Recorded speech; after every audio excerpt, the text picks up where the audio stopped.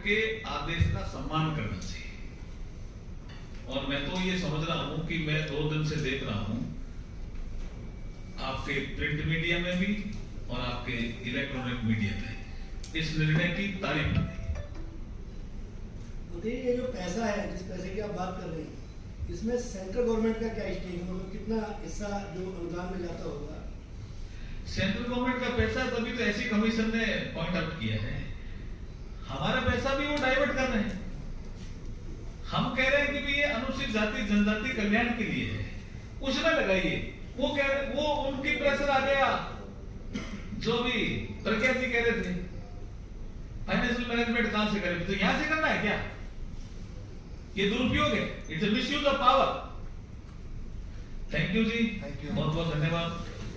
पाटिल जी, आप तो बहुत पुराना आदमी हो।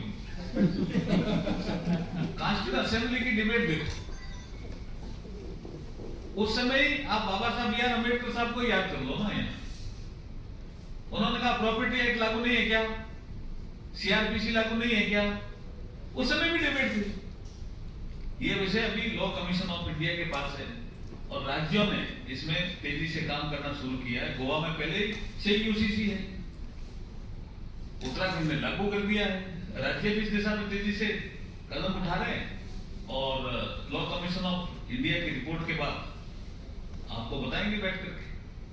Next question.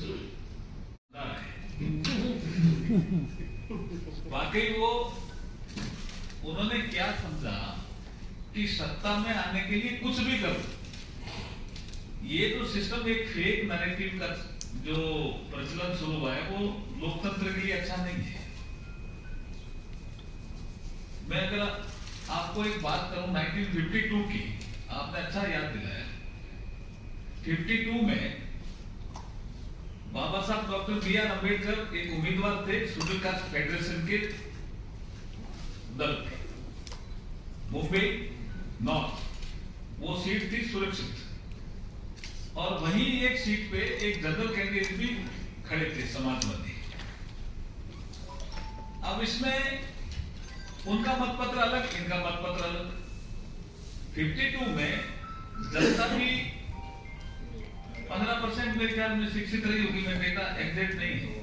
तो वो तो अधिकारी होते थे जो निर्वाचन करने वाले, उनसे पूछते थे वोट कहां डालना है। 52 की बात कर रहा हूं।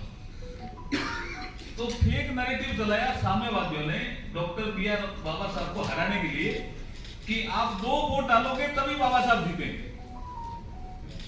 तो बाबा साहब के मत पत्र पे 1 वोट तो उन्होंने बाबा साहब के सामने डाल दिया। उनका चुनाव चिन्ह शायद उस समय हाथी था, और 1 वोट और डलवा दिया, 1 वोट और डलवा दिया। और ये जनता में कह करके फेक नैरेटिव, ये फेक नैरेटिव 52 से चल रहा कि आप 2 वोट डालोगे तभी बाबा साहब जीतेंगे। और बाबा साहब चुनाव हारते हैं 14,000 समथिंग से, लेकिन 74,333 वोट खारिज होते हैं कि एक आदमी ने 2 वोट डाल दिए, 2 आदमियों के पट पे लगा दिए। तो ये फेक नैरेटिव जो आप कह रहे हो, ये इन्होंने चला करके ये हमारी गारंटी हम पूरा करेंगे। तो भाई फाइनेंशियल मैनेजमेंट देकर के पहले करना चाहिए ना। अब लड़ रहे हो आपस में। मैंने भी संकल्प पत्र राजस्थान का बनाया है पूरा। मैंने उसमें हम इकोनॉमी की साइज कितनी रखेंगे, हमने $350 बिलियन कहा। हम 500 भी कह सकते थे, लेकिन हमने राजस्थान का फाइनेंशियल मैनेजमेंट देखा, रिसोर्स देखा, कितना रिसोर्स आता है, उसके आधार पर ही हमने $350 बिलियन रखा। उन्होंने ये देखा ही नहीं कुछ फाइनेंशियल मैनेजमेंट, और अब लड़ रहे हैं। जनता पिस रही है और अनुसूचित जाति जनजाति के आदमी परेशान हो रहे हैं।